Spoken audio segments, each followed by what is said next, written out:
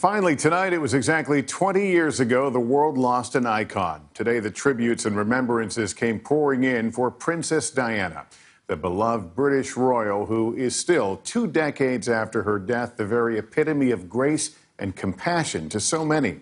NBC's Cynthia McFadden now with a look back at Diana's life and legacy. Chances are good you remember exactly where you were 20 years ago today. The day Princess Diana, only 36, died as a result of a car crash in a Paris tunnel. Her intoxicated driver determined to lose the crush of paparazzi following them. People around the world mourned, expressing their sorrow with flowers. The day of her funeral, Britain's famously stiff upper lip quivered. Even the Queen bowed as Diana's coffin passed Buckingham Palace, with her 2 heartbroken sons behind. What was it about her that has us still remembering? It was something much more than youth and beauty.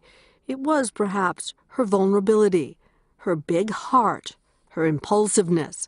Plagued by self-doubts, she talked openly about her bulimia. You inflict it upon yourself because your self-esteem is at a low ebb and you don't think you're worthy or valuable.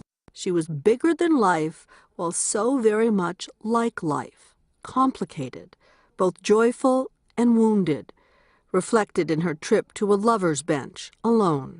A woman who married a man poised to be king and divorced him. There were 3 of us in this marriage.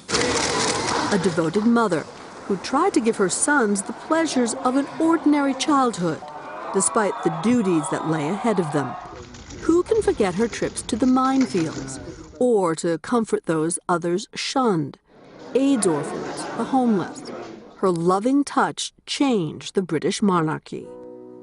There was something about all of this that her friend Elton John captured in the song he played in tribute to her at her funeral. Goodbye, England's rose. May you ever grow in our hearts. Tony Blair was right to call her the people's princess.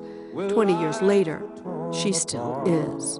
Your candles burned out long before your legend ever will. Cynthia McFadden, NBC News, New York. Tragic loss still impacting the world 20 years later. We appreciate you spending part of your evening with us. That is Nightly News for this Thursday night. I'm Lester Holt, and for all of us at NBC News, thank you for watching, and good night.